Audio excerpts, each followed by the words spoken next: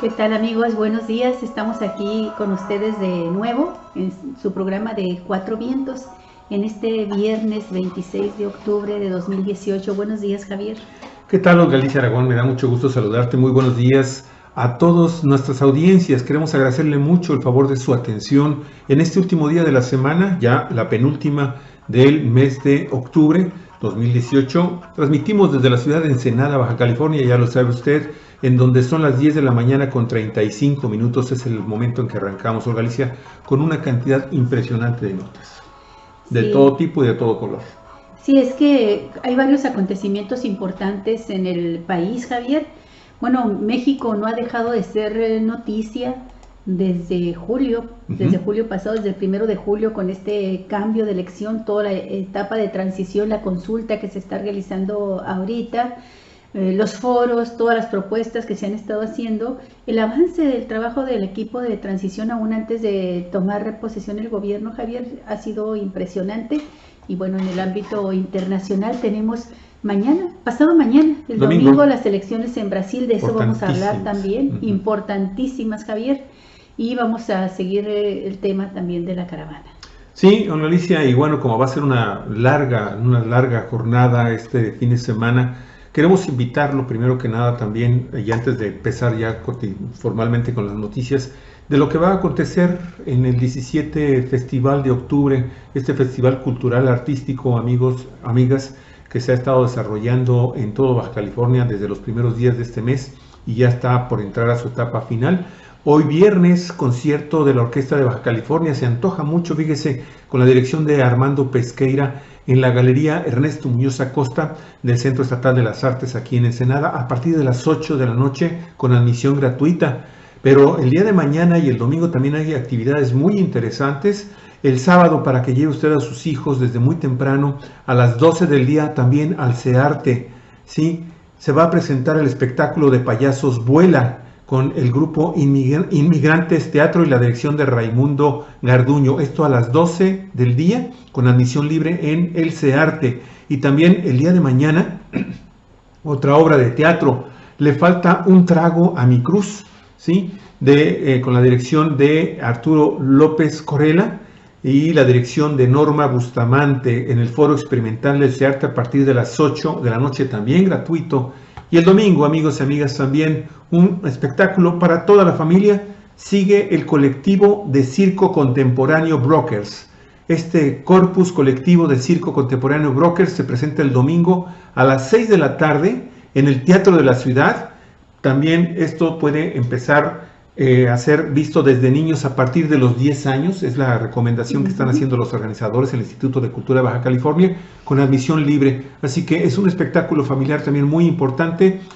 Suena muy interesante también este corpus colectivo de circo contemporáneo. Sin duda vamos a tener que ir. Galicia está muy, muy sabroso. Entonces el programa de este fin de semana a partir de hoy con la Orquesta de Baja California, en el CEARTE a partir de las 8 de la noche. Y si le falta un trago a mi cruz, pues aunque sea de cafecito. Pues aunque sea de café, nos brindamos. Ándale, ¿cómo no? mi cruz. Ándale. Mientras nos hace justicia la revolución, ¿no, Galicia? Y nos hace senadores, pues brindamos mejor. ¿Con café? Con cafecito en lugar de champán. Oye, pues ¿cómo es la vida después de la depresión? ¿Te la imaginas? Pues mejor vamos a ver qué nos dice, ¿no, Javier? Para no estar imaginando. Benedicto Carey, del periódico The New York Times, dice: la generación anterior consideraba a la depresión como un visitante indeseado, una presencia sombría que podía aparecer como consecuencia de una pérdida o de una decepción importante y que tardaba mucho en irse. Las personas afectadas podían aceptar esta mala compañía. Decían: me he deprimido un poco desde que murió mi padre o desde que me abandonó mi pareja, ¿no? Sin pensar que tenían una enfermedad crónica, porque la depresión puede ser una enfermedad crónica. Sí, no, de hecho, acuérdate, está señalada como una de las principales causas de muerte en todo el mundo a partir del año 2020. O sea, ya hay una alerta de la Organización Mundial de la Salud con esta gravísima enfermedad crónica que padecen pues una cantidad muy importante de seres humanos en todo el planeta. Actualmente esta enfermedad se ha reformulado en la literatura médica como una presencia muy oscura y permanente, un monstruo que habita en el sótano y que está listo para apoderarse de nuestra psique. Sí. Durante décadas los investigadores han debatido sobre los diferentes tipos de depresión, sea leve, severa o endógena, una extraña desesperanza casi paralizante, y se han realizado cientos de estudios buscando indicadores que puedan predecir el rumbo de la depresión e identificar los mejores medios de recuperación. Pero el tratamiento sigue siendo en gran parte un proceso de ensayo y error. Un medicamento que ayuda a una persona puede empeorar a otra. Lo mismo sucede con las terapias verbales. A algunos pacientes les va muy bien y otros pues simple y sencillamente no responden en lo absoluto. Algunos medicamentos incluso que te pueden generar algunos estados de enorme alegría, Alicia, como el Prozac, pueden también provocarte adicciones muy peligrosas que pueden llevarte a otro mundo también de dependencias. Estaba pensando, ¿no? en Vicente Fox, Javier, el expresidente de México, que se dijo que tomaba Prozac y los últimos meses de su gobierno, pues se veía así como más atarugado que de costumbre, ¿no? Y bueno, hay gente, ya ves cómo son canijos, sobre todo los moneros, los caricaturistas, sí, dicen que de tanto tomar Prozac fue que decidió mejor meterse al negocio de la marihuana y ha sido uno de los impulsores de la legalización de la marihuana. Esos detonantes, así bueno, es. pero eso lo dicen también los moneros, que también son un buen antídoto contra la depresión. En tanto, en este estudio que publica el New York Times, nos dicen que si tienes un diagnóstico de depresión, una de las cosas más básicas que debes saber es cuáles son las probabilidades de que tu vida vuelva a ser normal o que se vuelva óptima después de eso. Esto lo dijo Jonathan Rothenberg, quien es profesor de psicología en la Universidad del Sur de Florida. Uno podría suponer que ya tenemos una respuesta para esa pregunta. Creo que es bochornoso, pero hay que reconocerlo. No es así, no tenemos respuesta. Sí, mire, en un artículo que se publica en la edición actual de la revista Perspectivas de la Ciencia Psicológica, Rothenberg y sus colegas sostienen que en efecto este campo ha estado buscando respuestas en el lugar equivocado. Al tratar de entender la forma en que la gente con depresión puede escapar de su enfermedad, los científicos se han concentrado casi totalmente, amigos y amigas, en las personas afectadas, sin tomar en consideración a un grupo potencialmente esclarecedor. ¿Quién es ese grupo, amigos y amigas? Pues la gente que alguna vez sufrió algún tipo de depresión y que más o menos lograron recuperarse. De hecho, aunque casi es seguro que existe tal grupo, todos los psiquiatras y psicólogos conocen a algún posible miembro, a un integrante de este grupo, pero está tan olvidado que prácticamente no se sabe nada de sus estadísticas demográficas, qué tan bien les va y sobre todo cuántas personas hay en él. Fíjate, parece insólito, Javier, pero no les han dado seguimiento para las investigaciones. Es increíble, ¿verdad? Sí. Es realmente así como que no la puedes creer, pero por otro lado, que pues, totalmente la razón de este científico, sí. ¿No? Pues es que la verdad es que nos concentramos en la enfermedad para entenderla, para tratar de buscar soluciones a la enfermedad, cuando, bueno, lo más sencillo es, y lo más lógico... ¿Quién se recuperó y cómo le hizo? ¿Qué fue lo que le ayudó a recuperarse, no? Mire, ¿qué dijo Sherry Johnson, que es la directora del programa para tratar las obsesiones en la Universidad de California, Campus Berkeley? Sabremos que muchas personas con trastornos bipolar, una enfermedad grave de por vida, por ejemplo, responden muy bien al tratamiento y llegan a tener empleos creativos, pero no podemos predecir quiénes. Así es que sería muy importante tener este tipo de información para saber más acerca de este grupo, ¿no? Imagínate si los médicos pudiéramos si nos pudieran dar alguna opinión de lo que es viable.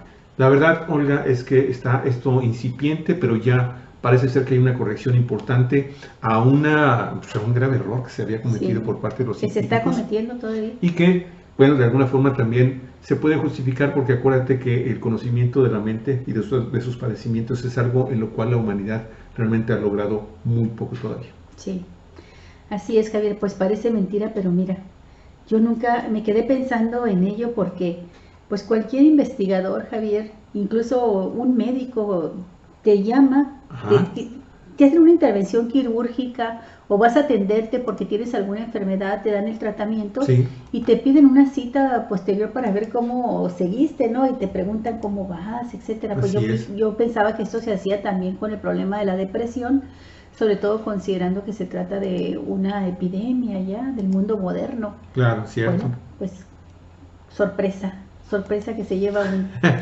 Oye, como es la vida después de la depresión, se ignora, no se da seguimiento. Fíjate qué interesante, pero ¿qué tal el avance también de los científicos y de los doctores, de los médicos, con el tema del tratamiento de los venenos cuando una serpiente te muerde? Qué interesante está esta información, fíjate, la buena nueva. Así es. Se pregunta Donald McNeil, también del periódico del New York Times, dice, ¿un autoinyector para atender una mordedura de serpiente? ¿Se puede?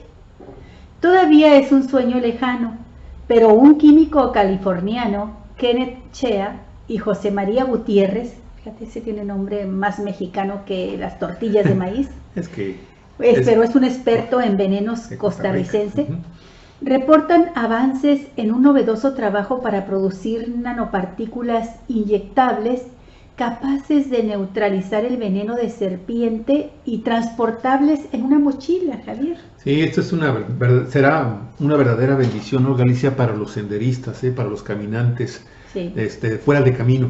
Y para los rancheros. Para los rancheros también, para la gente que vive en las zonas rurales, en todo el mundo. Porque cuando me pasaste esta liga, Galicia, ¿te acuerdas que te comenté que me fui de inmediato al boletín epidemiológico de la Secretaría de Salud, y ahí encontramos lo que ya sospechábamos en torno al problema de mordeduras de serpiente aquí en el estado de Baja California? ¿Sobre los antídotos? Y te acuerdas que en este año ya llevaban, hasta el pasado mes de, estamos en octubre, en septiembre, sí, llevaban 23 personas con mordeduras de veneno atendidas en las instituciones del sector salud aquí en Baja California.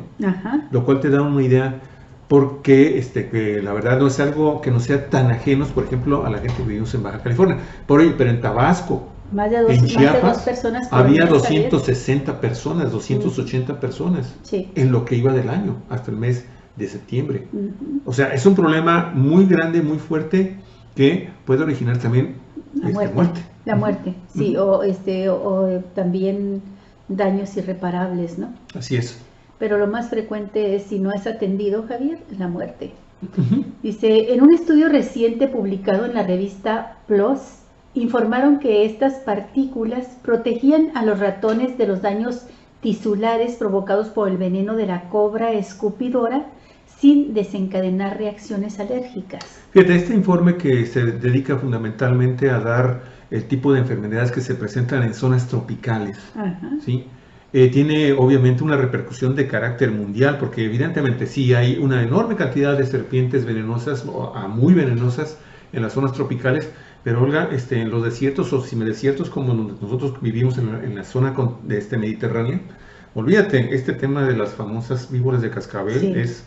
Nosotros hemos tenido acercamientos muy cercanos, ¿no? Sí, sí, nos han pegado unos sustos tremendos. Nada más pregúntele a Javier de qué tamaño era una serpiente o víbora una adulta, de cascabel. Una serpiente. ¿Ve este puño? Pues este era el tamaño de la cabeza, sí, de esta serpiente que estuvo y el brazo así, de Javier, mire, está cortito comparado. Y estaba, haga de cuenta usted, aquí está la cabeza de la serpiente y aquí estaban las piernitas hermosas de Galicia Aragón. Qué cosa, de veras, qué espanto tan fuerte. Pero qué brinco pegamos, Javier. Asustamos más a la serpiente, nosotros a ella, que ella a nosotros, ¿no? En fin, oye, qué manota se me ve en ahí, mira. Es que te está poniendo mis piernotas. Bueno, mire, en los países ricos las serpientes son una amenaza constante para unas cuantas personas, desafortunadamente, y se trata específicamente de excursionistas, de trabajadores de ranchos, de soldados, de cuidadores de zoológicos y coleccionistas de reptiles. Sin embargo, en regiones tropicales de África, Asia y Latinoamérica, son una causa importante de muerte y discapacidad en áreas rurales. Dabas tú ahorita las cifras allá de Tabasco, sí, toda esa región, ¿no? Más de 2 millones de personas son mordidas cada año. 2 millones de personas.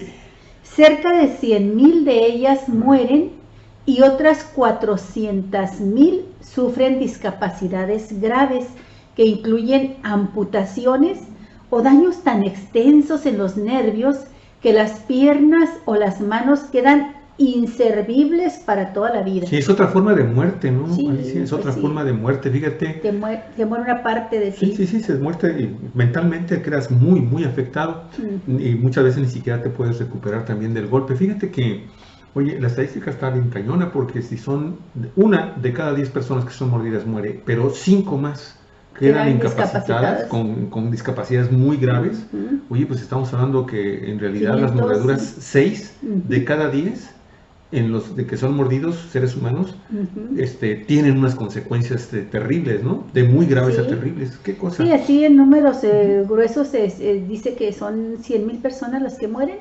Entonces vamos a decir que son 500,000 las que quedan discapacitadas. Es impresionante. Sí, el número es muy grande. Mire, esta investigación sobre las mordeduras de serpientes ha sido muy escasa también en comparación con los alcances de esta amenaza y con frecuencia es muy controvertida. Actualmente ya no son válidas las antiguas máximas de primeros auxilios como hacer un orificio en la herida y succionar el veneno. ¿Te acuerdas de que, compadrito, te vas a morir? Sí. ¿Te acuerdas? Sí, aquel chiste por el lugar donde le picó y no quiso succionar el veneno al compadre. Qué mal, compadre. Sí, qué mal, compadre. A lo mejor hasta se hubieran hecho más amigos.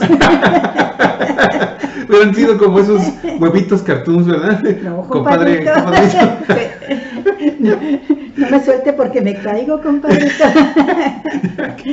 Supongo que ha visto los huevitos cartón y si no, les recomendamos que le echen un vistazo por ahí en internet y se va a divertir un ratito. Sí, con los compayitos, los huevitos compayitos. Bueno, han existido reportes sobre el empleo de descargas eléctricas que incluyen el uso de pistolas paralizantes para desintegrar el veneno. Pero la mayor parte de los informes son anecdóticos y no existe una explicación aceptada de la forma en que funcionan, si es que acaso funcionan, ¿no? Desde luego los antídotos han existido durante décadas, pero son caros, potencialmente peligrosos y se emplean poco en los países pobres.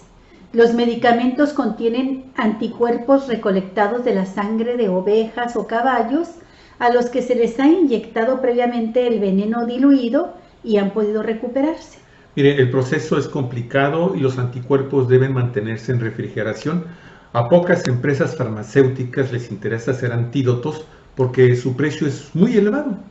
Debido a que contienen proteínas de oveja o de caballo, los antídotos también pueden provocar choques anafilácticos o hemorragias. Deben administrarse por vía intravenosa en una sala de urgencias y muchas víctimas de mordeduras mueren antes de poder llegar al hospital. Pero fíjese, escuche esto también, que lo hemos visto en diversas series también de televisión, documentales especiales sobre el tema de esto de las mordeduras de serpiente. Además, los antídotos son muy específicos para cada especie. Por ejemplo, un tratamiento para mordedura de cobra nos ayudará para mordeduras de serpiente, no ayudan obviamente para una serpiente de cascabel o una áspid. Los hospitales deben tener a la mano muchos tipos de antídoto y las víctimas deben ser capaces de identificar por su nombre o describir a la serpiente que los mordió. Por ejemplo, hay un especialista acá en California, Galicia, no recuerdo si es en la zona de Irvine, una cosa por ahí, de uno de los pocos hospitales especializados que hay en mordeduras, o que tienen departamentos especializados en mordeduras de serpiente. Bueno, este especialista, cuando llega un paciente mordido, pues California tenemos el mismo problema de serpientes de cascabel que tenemos acá en Baja California, en el norte de Baja California, toda la península está la serpiente de cascabel. Pues cuando llegan, ¿trae la serpiente? No, ¿verdad? Pues imagínate, vas todo estresado. Sí, aquí la traigo, la vengo arreando. Bueno, descríbamela. Uy, pues eso también está cañón, ¿no? Sí. Porque, por ejemplo, de serpientes de cascabel, Galicia, era larga, tenía unos colmillos así. Hay como 25 especies y muchas de ellas, el efecto del veneno, el potencial tóxico del veneno es muy diferenciado. Sí. Entonces, bueno, ya cuando no le queda otra, bueno, pues le voy a poner el antídoto general para contra el crótalo. ¿Quién quita y pega, no? Así. Sí. Entonces, están esos problemas. Y ahora aquí agregar nanopartículas. Sí, nanopartículas neutralizadoras de los venenos de las serpientes. Eso suena bien interesante. Bueno, pues suena muy, muy interesante y salvará la vida de unas 100,000 personas al año, por lo menos. Y bueno, pues puede también garantizarle a más de 2 millones de personas que son mordidas, a cerca de 250.000 de ellas, que no les dejará lesiones graves. Así es, está muy interesante. Bienvenido, Leo Zavala, muchas gracias, a Edgar también, a Edgar Carlos, a Norberto Estrada, a Teresa Muñoz, que también está con nosotros, muy amables, y nos pueden ayudar compartiendo el programa, se los vamos a agradecer muchísimo, muy amables por estar aquí en el programa y sorprenderse así como nosotros con lo que estamos platicando de esto de los venenos. Pero, ¿sabe? Por otro lado, iba a hacer algún comentario. No, ya no, mejor vamos. De las serpientes, sí, ya no. No, ya no. Vamos. Hay venenos que nos están matando más que las serpientes. No, y es el veneno que ha inoculado en la sociedad, pues las políticas incorrectas de los gobiernos para el combate al crimen organizado, y que solamente desataron mayor inseguridad, Javier, y muchísima muerte, mucha sangre, mucho dolor, ¿no? ¿Sabe usted cuánto cuesta la inseguridad en México? Porque además también provocaron daños económicos, los siguen provocando muy graves. La inseguridad y la violencia no solo generan problemáticas a nivel político, jurídico y social, sino que también tiene perniciosos efectos económicos. Según la encuesta nacional de victimización y percepción sobre la seguridad pública, que fue difundida por el INEGI, la criminalidad en nuestro país tuvo un costo de casi 300 millones de pesos en 2017, equivalentes a 1.65 del PIB. Se me hace que son 300. Sí, son 300,000. Aquí sí, ya está corregido en el segundo. Sí, 300,000 millones de pesos, equivalentes a 1.65 del Producto Interno Bruto. Fíjate, lo que pasa es que Plumas Atómicas de repente tuvo ese pequeño error. Esos 300,000 millones, Javier, son lo que cuesta la primera etapa del aeropuerto internacional, que nos parece mucho, ¿no? Para darnos una idea, esta cifra es muy superior a la que nuestro país invierte en ciencia y tecnología, que es alrededor del 0.5% del PIB. Yo creo que es muchísimo menos, pero bueno, así lo maneja Plumas Atómicas. Y 33% de lo que nuestro país gasta en educación, que es más o menos el 5% del Producto Interno Bruto. Estos 300,000 millones de pesos se concentraron en 25.4 millones de personas que dijeron haber sido víctimas de un delito. Esto equivale al 20% de la población total del país. Bueno, ¿cómo pagó las familias mexicanas estos impactos de la violencia, amigos y amigas? 68% se gastó para recuperar las pérdidas económicas, 30% en medidas de prevención, o sea, cambiar las cerraduras, levantar bardas, comprar un perro guardián, ponerle rejas a las ventanas, las alarmas, y el 2% para atender las enfermedades y secuelas causadas por un acto delictivo, entre ellos la depresión y el estrés. Así es. Los datos del INEGI muestran que en 2017 se registraron un total de 33.6 millones de delitos, lo que representa una tasa de concentración de 1.3 de delitos por víctimas, Javier. O sea, una persona de más de una vez es víctima de la delincuencia, ¿no? Esto quiere decir que es altamente probable que una sola persona haya sido víctima más de una vez en un año. Y mire, en ese sentido tenemos que la tasa de delitos resultó en 39.369 delitos por cada 100,000 habitantes, lo cual representa un incremento considerable respecto al año anterior, en donde hubo una tasa de 37.016 delitos por cada 100,000 habitantes. Así es que si se pregunta usted, ¿y de dónde podrán salir los recursos para programas sociales? De ahí mismo, de combatir la inseguridad y ahorrarse una lana, ¿verdad? Para fortalecer otras áreas de la administración pública. Pero esto es lo que paga la gente, ¿verdad? Pero esto tiene que ver con algo, Olga Alicia, que está en la nota número 4 de Ricardo Ravelo Galo, este reportero especialista en los temas de narcotráfico en nuestro país, sí, que está replicando el portal Sin Embargo. Fíjese que a escasos 35 días de la toma de posesión como presidente de la República, el escenario, Andrés Manuel López Obrador, ¿verdad? El escenario que le espera a López Obrador en materia de seguridad es totalmente adverso. Mire, gobernará con el 80% de las presidencias municipales controladas por el narcotráfico. 80%. El 80%. De las alcaldías. Con una policía al servicio del crimen 15 cárteles en expansión con amplias ramificaciones violentas que están trastocando la gobernabilidad en varios estados de la República, y así como luchas a sangre y fuego por el control territorial. Esto pues evidentemente todo se aplica en el municipio de Ensenada. Una realidad de espanto, Javier, en toda la República. Según esta radiografía sobre la presencia del narcotráfico en los municipios del país, 8 de cada 10 municipios están infiltrados por el narcotráfico. Elaborado por el Área de Asuntos Municipales y Regionales del Senado de la República, estos ayuntamientos, 8 de cada 10, están gobernados por autoridades que tienen un vínculo directo o indirecto con alguna modalidad del crimen organizado. Este estudio... Es la narcopolítica. Totalmente de acuerdo, sí, no, totalmente. Nos espantábamos hace 20 años cuando se hablaba de que México se encaminaba hacia una colombización, porque acuérdate, cuando estaba este enorme capo Pablo Escobar, pues tenía ya bajo su tutela a gobernantes, a senadores, a jueces, obviamente a la policía, toda a su disposición, y se decía, no, eso nunca va a suceder en México. Y mira lo que está sucediendo, ¿no? Ahora, de hecho, ahorita lo comento rápido, hay un trabajo muy interesante en el portal Animal Político, en donde ya las autoridades colombianas están haciendo mención de que ya los narcotraficantes de su país colombianos ya están totalmente sujetos a las órdenes de los grandes cárteles de la droga a mexicanos. Ya son los capos mexicanos los que mandan. Se revirtió el proceso. Sí.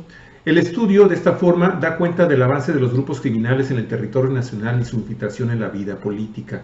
La radiografía sostiene de igual forma que esta es la causa que los policías resulten ineficaces en los municipios, pues sus jefes, los mandos altos y medios, tienen vínculos con los grupos criminales en las demarcaciones donde operan. Y si no, pues aquí el caso más reciente de Ensenada, ¿no? En donde detuvieron a un cuadro policial municipal en Estados Unidos, aquí en el sur de California, transportando una cantidad considerable de metanfetaminas, ¿te acuerdas?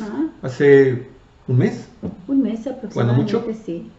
Y bueno, pues es un ejemplo mínimo de algo que está sucediendo masivamente. En los últimos 10 años, la dinámica de los cárteles de la droga ha cambiado y se han convertido en verdaderas empresas del crimen con una veintena de actividades criminales, independientemente del tráfico de enervantes, y su estructura también presenta modificaciones. Ahora los cárteles se han fraccionado en diversas células muy poderosas y violentas, cuyos ramajes están enlazados con otros grupos criminales activos en todo el continente. La globalización, Javier. Así es, finalmente, y ellos son precursores de esto. Mira, un ejemplo es el cártel de Sinaloa, que es considerado uno de los más poderosos del mundo. Tras la captura de su líder, Joaquín Guzmán Loera, sujeto a juicio en Estados Unidos, esta organización criminal se dividió en 4 frentes. Es más dinámica, menos visible y ejerce un mayor control territorial en todo el país. De igual forma, su poderío está mejor cimentado con las alianzas que ha tejido en los últimos años con el Cártel del Golfo, la familia michoacana, entre otros grupos criminales. Del año 2000 a la fecha, 18 años, la dinámica del narcotráfico ha variado en todo el país. Un dato que sobresale es que ahora los cárteles gobiernan a través de sus aliados buena parte de los municipios del país, por lo que sus cotos de poder son amplios y no menos poderosos, Javier, y cuentan con los recursos, cuentan con el erario, y cuentan con los cuerpos policíacos, ya los tienen bajo sus órdenes directas. Oye, Javier. Pues si cuentan con presidentes municipales y con gobernadores. Sí, y ya no tienen que pagar de su nómina, de sus ingresos a los policías, sino que ya se los pagamos nosotros, ¿no? Así porque es. ellos son los jefes. Y esta realidad, Javier, fue lo que le costó la vida a Miroslava Brecht, denunciar esta realidad concreta en Chihuahua, poniéndole nombres y apellidos, qué municipios, qué grupos criminales eran los que estaban dominando, fue lo que ocasionó que la asesinaran, con cierta complicidad del gobierno panista, que hizo aquella grabación para entregársela al grupo criminal, ¿no? Que grabó su llamada telefónica. O más recientemente, en Galicia, ahí mismo en tu estado de Chihuahua, ¿Qué me dices de este activista Rarámuri, de Carrillo. apellido Carrillo, Sí. que hoy nos estamos enterando de que es el 6º miembro de esta familia que ha sido asesinado por estos malos En la zona de en la Guadalupe, zona ¿no? de Guadalupe y Calvo? ¿Cómo ves? Sí. O sea, Porque están matando evidentemente, también a los líderes sociales, Javier. sí, claro, Claro. porque ¿sabes qué? Incluso están algunos de estos grupos violentos, ultraviolentos del narcotráfico, del crimen organizado en Galicia, trabajan también para otro tipo de intereses. Y me estoy refiriendo tanto políticos como también financieros y económicos, con grandes compañías transnacionales que tienen interés en explotar recursos de los pueblos Claro, nativos, de las Javier. regiones. Claro. Entonces, están O sea, ahí no se metidos. trata nada más de que controlan el cultivo y el trasiego de la droga de la sierra, en este caso de la Sierra de la Tarahumara, hacia Estados Unidos, sino que además también determinan las políticas de desarrollo económico, orientan la obra pública a donde les conviene. Imagínate tú, el alcalde narcotraficante puesto por los criminales, diciendo, no, pues aquí lo que vamos a hacer es dedicar recursos y hacer gestiones para que la carretera pase por tal rumbo, ¿verdad? O para que la obra hidráulica llegue a tal zona, y todo en función de los cultivos de narcotráfico o bien también de las empresas ya que han creado para lavar el dinero. Entonces, porque tienen sus ranchos de ganaderos, tienen sus cultivos también de hortalizas, de productos legales, ¿verdad? Pero todo lo están haciendo también ya, imagínate, con dinero del erario, vamos a meter la tubería del agua a tal rancho, ¿no? No, pues Y son de evidentemente. ellos lo deciden, Claro. ellos están ya puestos ahí arriba, pero además, como tú dices, también están favoreciendo la entrada de empresas transnacionales para explotar los recursos, las riquezas naturales de la región, las riquezas mineras, las riquezas forestales en la Tarahumara, y pues esto, cuando surge un líder que se opone a ello, pues ya tienen a su grupo de matones que se hagan cargo, ¿no? Te digo, este trabajo de Ravelo es muy importante, está muy interesante, es un trabajo muy extenso, amigos y amigas, y aquí estamos sintetizándolo porque la verdad es que está muy completo, está muy bien documentado, y cuánta razón tiene cuando dice que Andrés Manuel López Obrador y su gobierno pues, se van a enfrentar a un super monstruo, a un monstruo. Pero se sigue justificando este trabajo, esta hipótesis que plantea en su primer párrafo Ricardo Ravelo, cuando dice que hay informes de la DEA, ¿sí? Y también de la Procuraduría General de la República, que informan que más de la mitad, identifican que más de la mitad del territorio nacional está controlado por 14 cárteles, en su mayoría violentos, que están relacionados con altos mandos de las policías estatales y municipales, que son las más contaminadas en México y cuyos efectos fungen como sicarios, halcones o protectores de redes de secuestradores o narcomenudistas o de trata de blancas, amigos y amigas, o de robo de vehículos, que están controlando todo el tema también de los robos violentos a bancos, el secuestro. O sea, hay tantas actividades ahora que están realizando estos hombres, aparte del blanqueo de los recursos con inversiones que llegan a una ciudad, a una región, para desarrollar muchas actividades, Galicia, que les permite, por otro lado, pues comenzar a aparecer como personajes honorables, ¿no? O los salvadores de la economía de una región, y ahí entonces entiende usted a una población cautiva de estos grupos delincuenciales que se molestan estos ciudadanos cuando de repente entran algunas actividades para tratar de contenerlos, ¿no? Y bueno, la verdad es un paquetote grandísimo el que va a enfrentar la próxima administración. Fíjate que es tan grave el problema como lo refleja esta radiografía del periodista Ricardo Ravelo, y es conocida ya también en diferentes ámbitos, incluyendo el Vaticano, que es la razón también por la cual el Papa Francisco hace un día envió una carta a Andrés Manuel López Obrador, el presidente electo de México, en la que le dice: rezo por usted, por su familia y por todo el pueblo mexicano a quien llevo en mi corazón. le manifiesta su beneplácito, su alegría y su disposición a apoyar en todo lo que esté en su mano la política trazada por López Obrador, esta iniciativa de la pacificación de México, y pues está consciente de que será una tarea titánica, muy difícil de lograr, pero que con la participación del pueblo mexicano es posible hacerlo. Y le agradece a López Obrador, le dice, así se lo dice, le agradezco sinceramente su invitación para participar en el trazo de esta política de pacificación, y aprovecho la oportunidad en primer lugar para expresarle mi felicitación por el resultado en las elecciones presidenciales. Es una carta que el Papa Francisco le hizo llegar.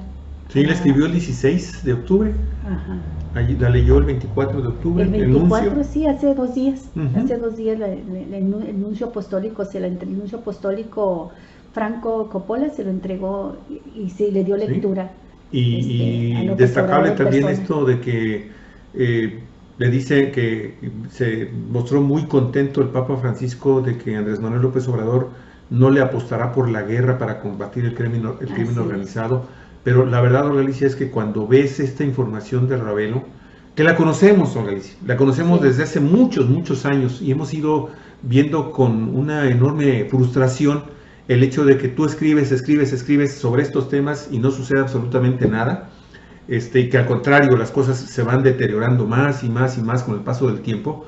Pero ¿cómo no, Olga Alicia, cómo no se va a deteriorar toda esta situación del país cuando nos enteramos, por un lado, que esta reforma laboral, ¿sí?, que le crea unos verdaderos paraísos de todo tipo, administrativos, fiscales, en contratos y licitaciones, a un bloque muy pequeño, una élite empresarial nacional y transnacional, y llevando a la ruina a millones de trabajadores que entonces son fácil víctima de todo este tipo de grupos delincuenciales, y que por otro lado también, Olga Alicia, también es víctima del otro grupo delincuencial, Javier, que viola todas las leyes o las acomoda a su modo para darles salarios de miseria a la gente. Y la gente, Javier, entre el salario de la miseria y el desempleo, pues se queda como mano de obra barata para el crimen organizado, para el narcotráfico. Que esto lo sintetiza Linaloa Flores en el portal Sin embargo, en la sección y con la revista Vice, ¿sí?, que este tema de esta desproporción de los ingresos entre las élites empresariales y gubernamentales con el grueso de los trabajadores, organizados, lo sintetiza así. El 79% de los mexicanos necesitarían ahorrar 2,000 años para lograr el fondo que Enrique Peña Nieto, por ejemplo, se va a dar ahora apenas en 6 años. Así es, dice, cuando inició su mandato, Enrique Peña Nieto tenía 1 año de haber concluido su gestión como gobernador del Estado de México. Al recibir la banda presidencial, en sus cuentas personales contaba con 14 millones de pesos. Pero el próximo 1 de diciembre, al entregar la administración a Andrés Manuel López Obrador, Peña Nieto tendrá a su disposición poco más de 22 millones de pesos. Esa es la cantidad de dinero que mantiene ahorrada en una cuenta bancaria, en un fondo de inversión, en monedas y metales, el seguro de separación individualizado y en otras inversiones. Los ahorros del presidente mexicano, con la aprobación más baja de la historia de México, se incrementaron 60% en 6 años. Esas son las cifras oficiales que se pueden conocer, de todas a ver los negocios en los que estén, ¿no? Peña Nieto mostró, o a través de prestanombres. Peña Nieto mostró en su sexenio una capacidad de ahorro increíble, guardar dinero de 1.3 millones por año, según un análisis de datos realizado por Vice a partir de las declaraciones patrimoniales alojadas en la Secretaría de la Función Pública. Y bueno, viene la comparación, ¿no?, del INALOE. Cualquier mexicano con un ingreso como el que tiene el 79% de la población económicamente activa, es decir, entre 2.400 y 12,000 pesos al mes, necesitaría 2,000 años de esfuerzo y a un ritmo de ahorro de 7% de sus ingresos mensuales, esto es entre 168 y 840 pesos.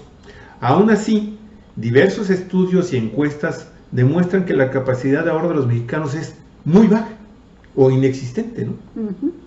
Y es que la administración de Enrique Peña Nieto, Javier, también ahondó las diferencias sociales, ¿no? El abismo entre los ricos y los pobres se hizo más profundo. Es la que se encargó de aplicar la reforma laboral que heredó de Felipe Calderón Hinojosa, la administración de Peña Nieto. El saldo, muy claro, el 63% de la población asalariada de México gana solo de 1 a un máximo de 3 salarios mínimos.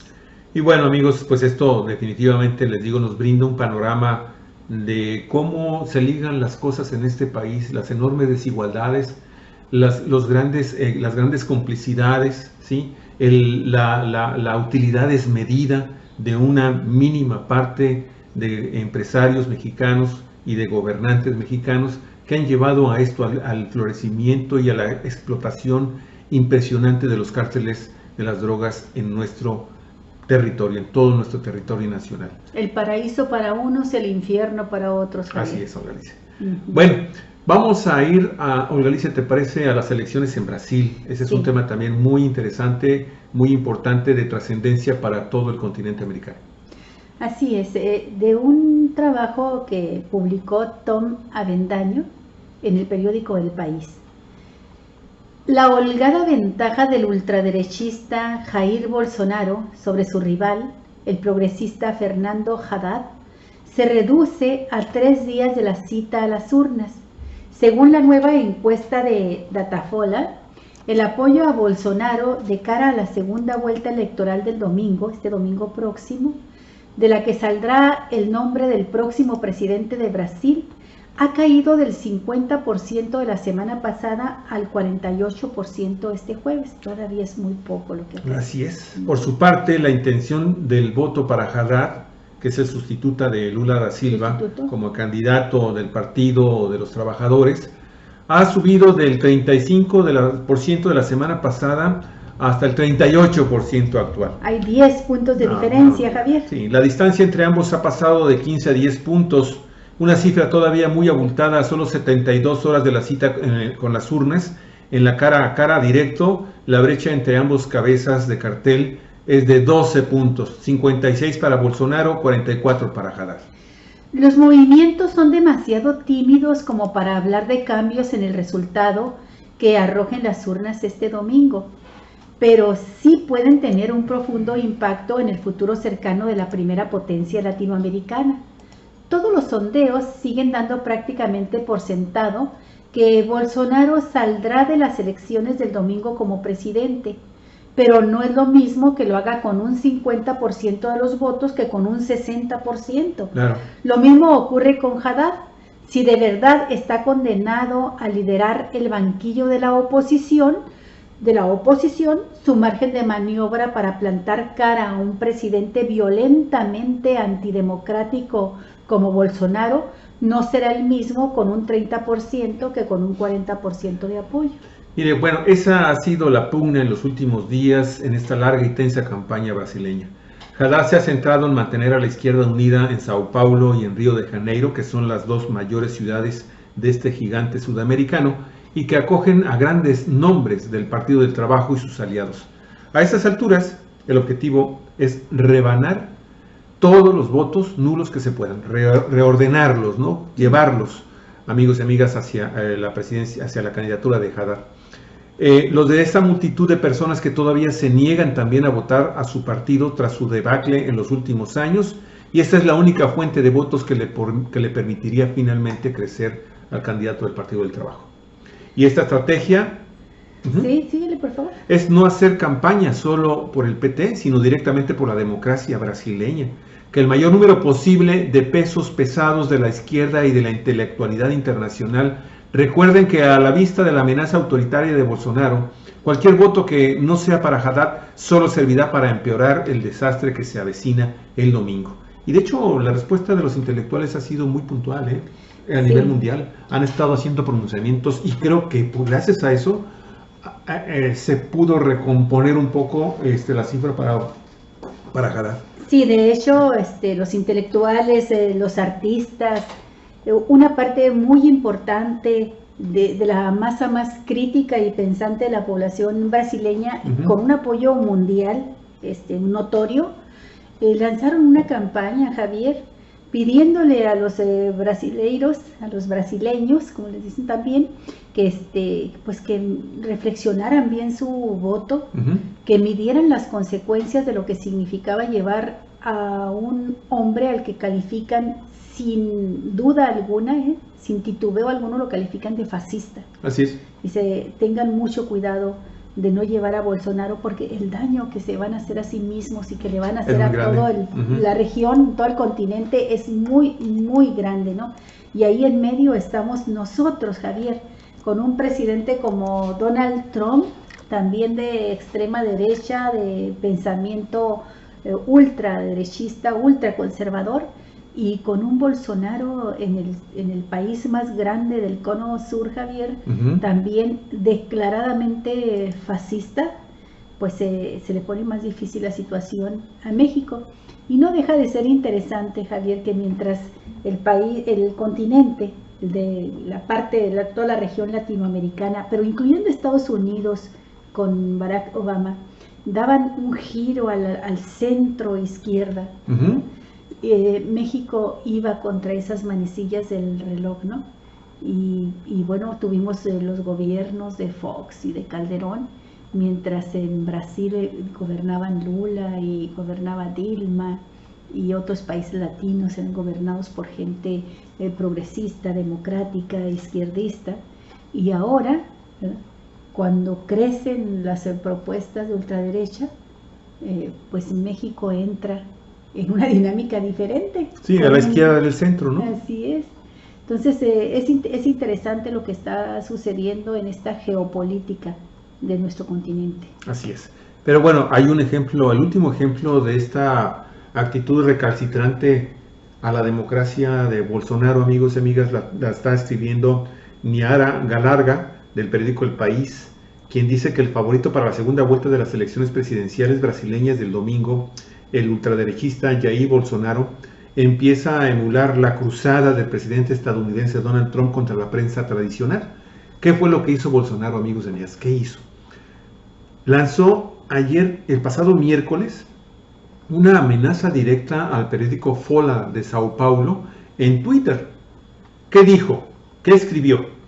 La buena vida de la Folha de Sao Paulo se va a acabar. Pero no como censura, no.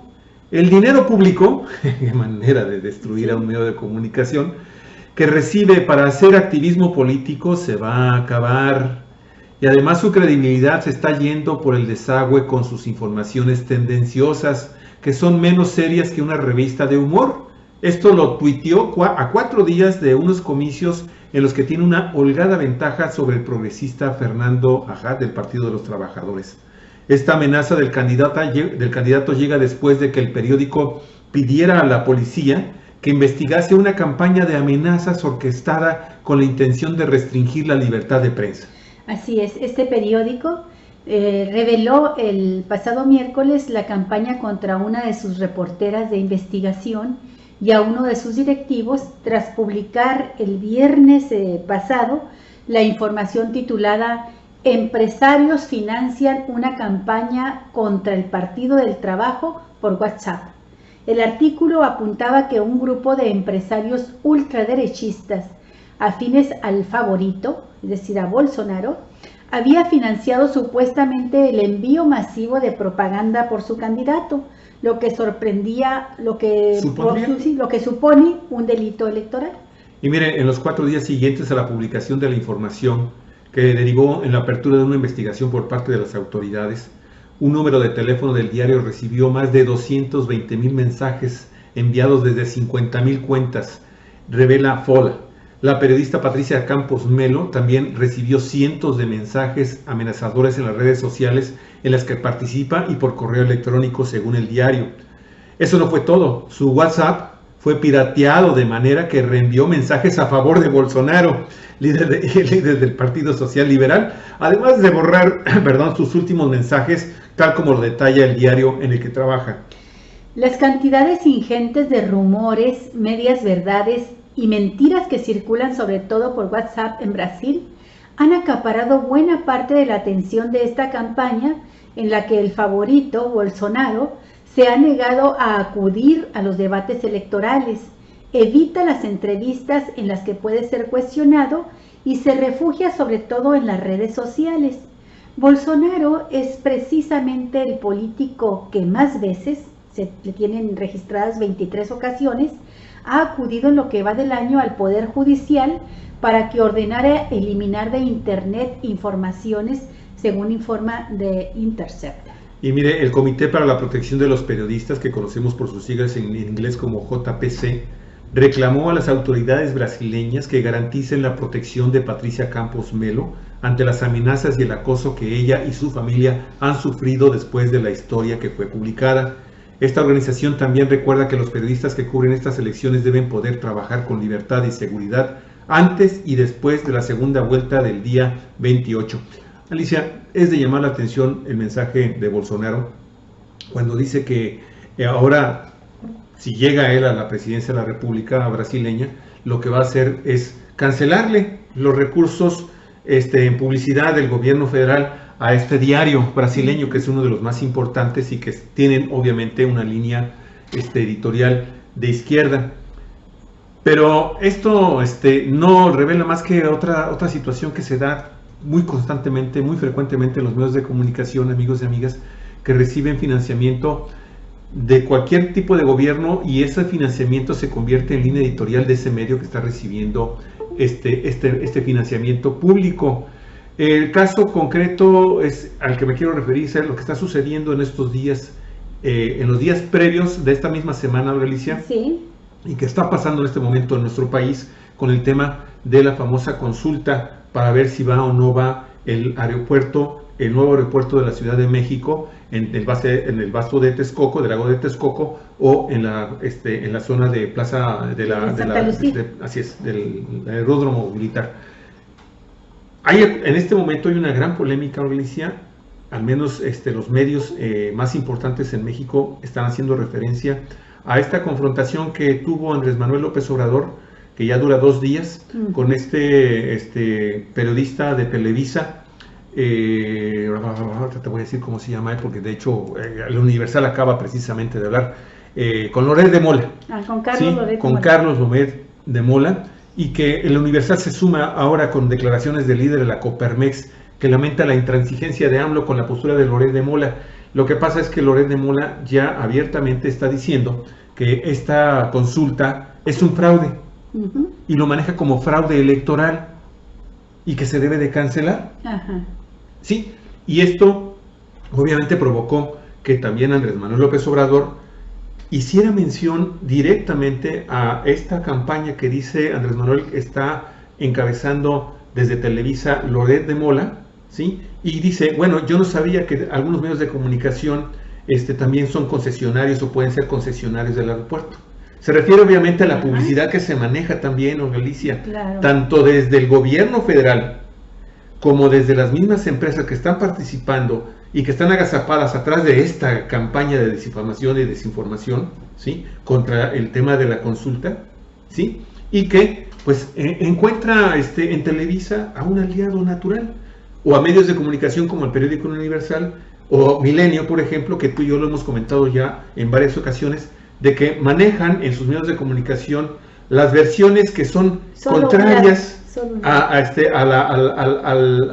tema de que se debe de conservar el aeropuerto en Texcoco, pero jamás de los jamases hacen mención de la otra parte, ¿sí?, pese a que existen declaraciones e información muy puntual que se ha estado dando para conocer la otra posición, que es la de Andrés Manuel López Obrador. O sea, es evidente que estos medios de comunicación que adjetivizan diciendo que Andrés Manuel y su equipo de gobierno y quienes están a favor de la opción de Santa Lucía son tendenciosos, ¿sí?, no ven que ellos en el ojo tienen una santa bigota también de una parcialidad que la verdad es de vergüenza.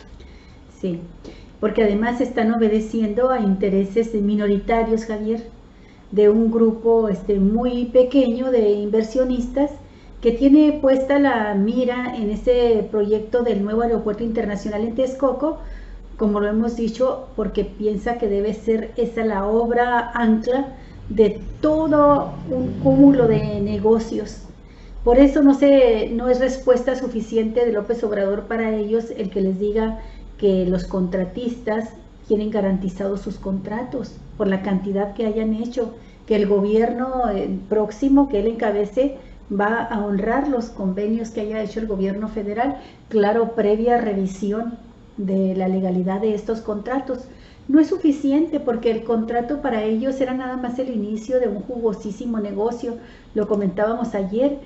Imagínate todas las personas que con información privilegiada y con el dinero en la mano compraron los terrenos aledaños, muchísimas hectáreas, Javier. Tan solo el área donde se desarrollará el aeropuerto es superior a lo que significa, por ejemplo, el bosque de Chapultepec, según información que han estado difundiendo, ¿no?, los defensores de la opción que propone López Obrador.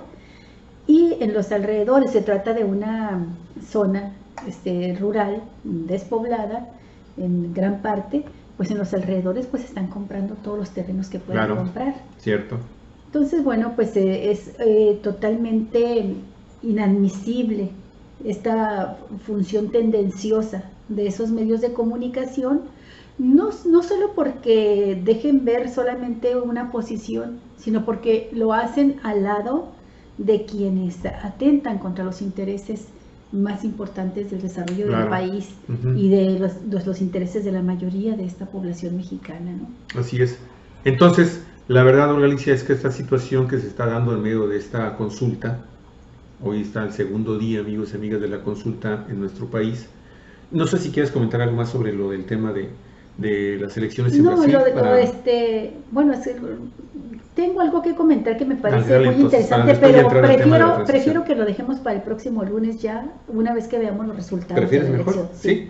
Lo que pasa es que, fíjate que esto, amigos y amigas, de lo que está pasando en los medios de comunicación, sí está incidiendo de alguna forma, obviamente, en esta guerra sucia, esta guerra de miedo, dice Andrés Manuel López Obrador, aunque Loret de Mola siempre ha dicho que sus argumentos han sido de que esta consulta y sus resultados, en caso de que sean a favor de la opción de Santa Lucía, provocaría incertidumbre, devaluaciones, un caos económico y financiero en México. La catástrofe para México, ¿no? Fíjate que siento yo que sí le pegó, Olga, porque en el primer día el día de ayer, el primer día de la consulta, se me hicieron muy pocos, aun cuando el gobierno de transición dice que fue un éxito, nada más 184,000, 183,000 personas.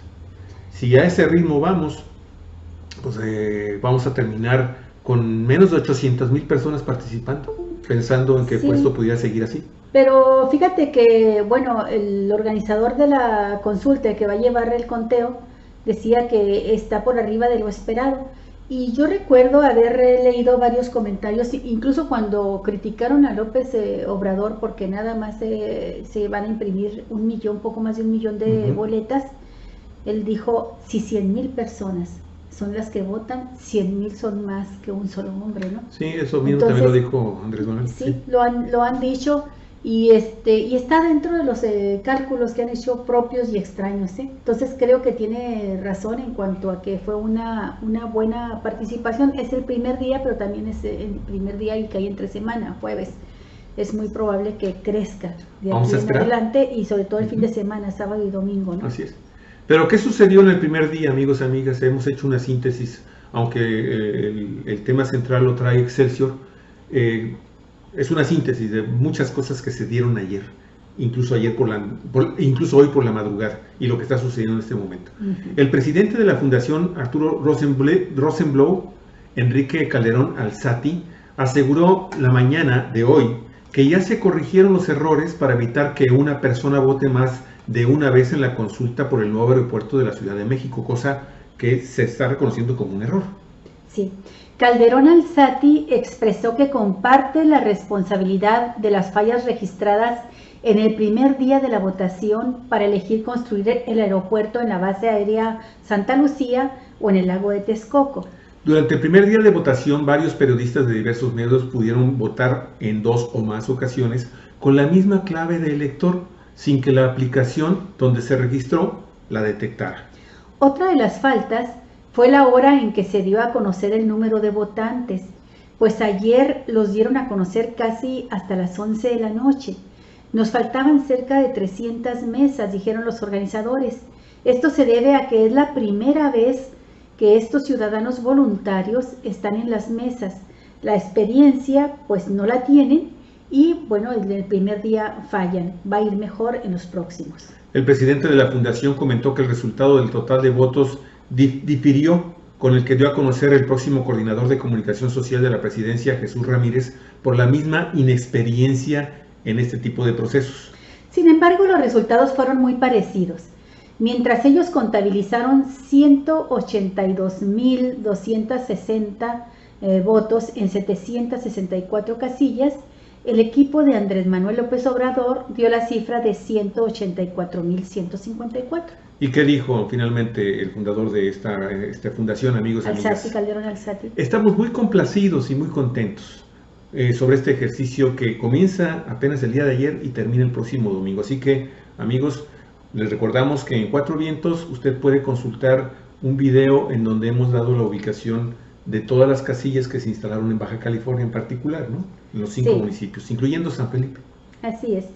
En tanto, Jesús Ramírez Cuevas, quien es el vocero del presidente electo, reconoció las deficiencias ocurridas en la primera etapa de la consulta, Javier. Sí, lo atribuyó a cuestiones técnicas que no ponen en riesgo el ejercicio, insistente en los seguimientos periodísticos que consideró válidos, habían mostrado la posibilidad de votar en múltiples ocasiones, sostuvo que la consulta se mantendrá porque no habrá relevancia en la multiplicidad.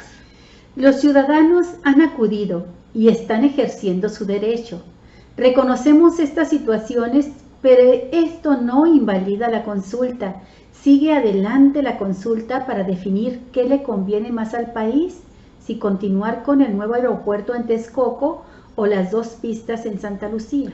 Y bueno, y esta mañana, amigos y amigas, pese a esta polémica sobre los errores que se cometieron en la primera jornada de votación, ¿sí? El equipo de transición del próximo gobierno reportó en un comunicado saldo blanco, ambiente entusiasta con un 99% de las casillas instaladas en todo el país y la participación que rebasó expectativas de 184.154 ciudadanos.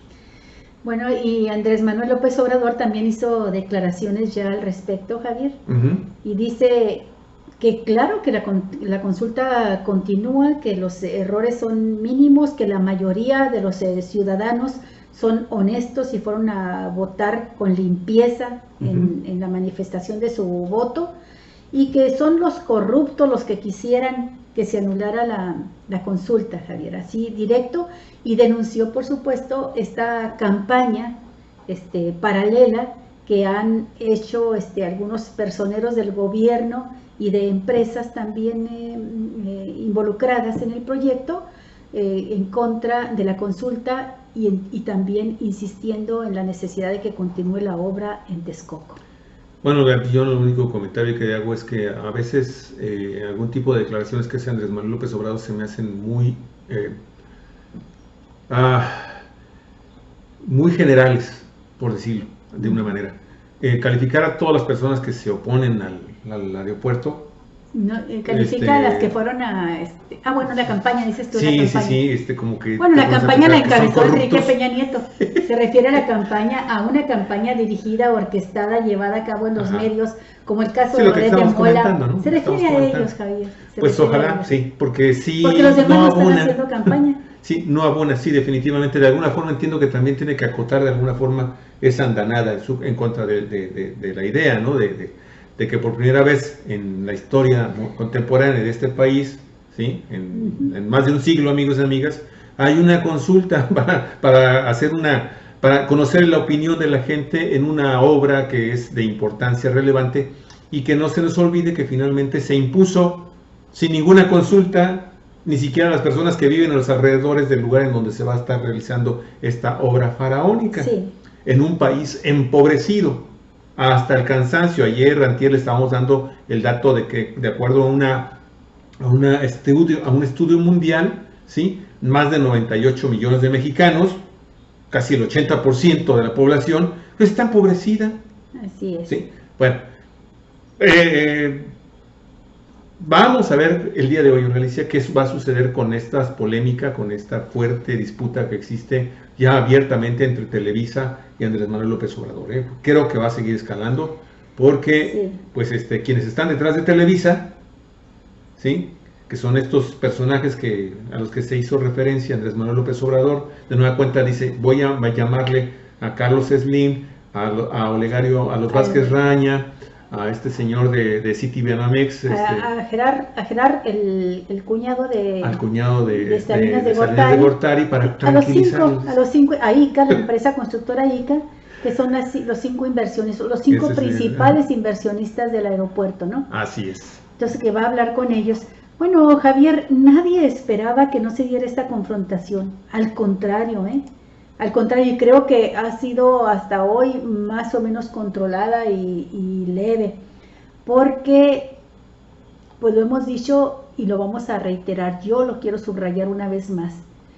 En esta decisión sobre el Aeropuerto Internacional de México, va de por medio el proyecto general de nación que ha estado proponiendo López Obrador, o los recursos públicos se siguen destinando a obras faraónicas que tienen como objetivo enriquecer aún más a un grupo minoritario, Javier, con obras como el aeropuerto, que no es el tipo de obra que requiere un país empobrecido como México, cuando los servicios aeroportuarios se pueden prestar perfectamente con obras menos costosas y además menos dañinas al ambiente, Javier. Y se destinan los recursos entonces a los programas y propuestas de gobierno que fueron por las que votaron una inmensa mayoría de mexicanos.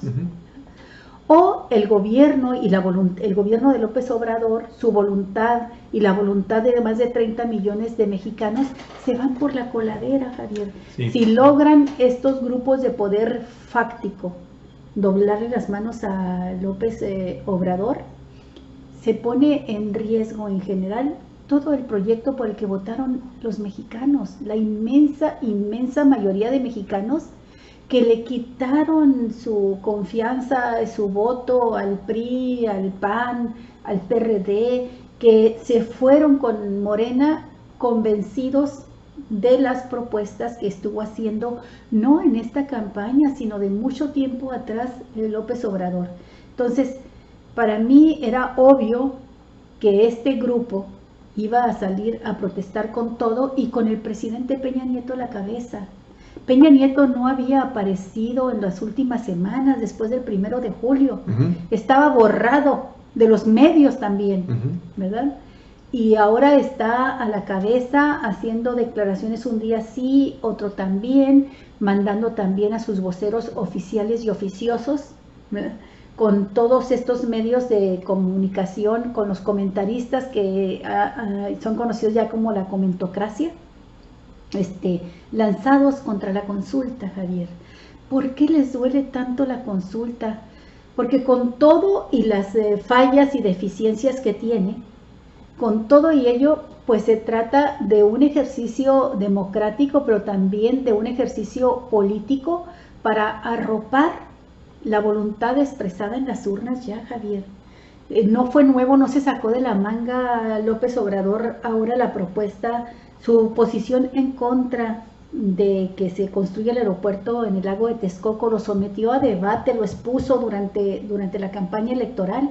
La gente sabía qué era lo que proponía y pensaba Andrés Manuel, y fueron en gran cantidad, en millones de mexicanos, a retacar las urnas con votos a favor de esas propuestas.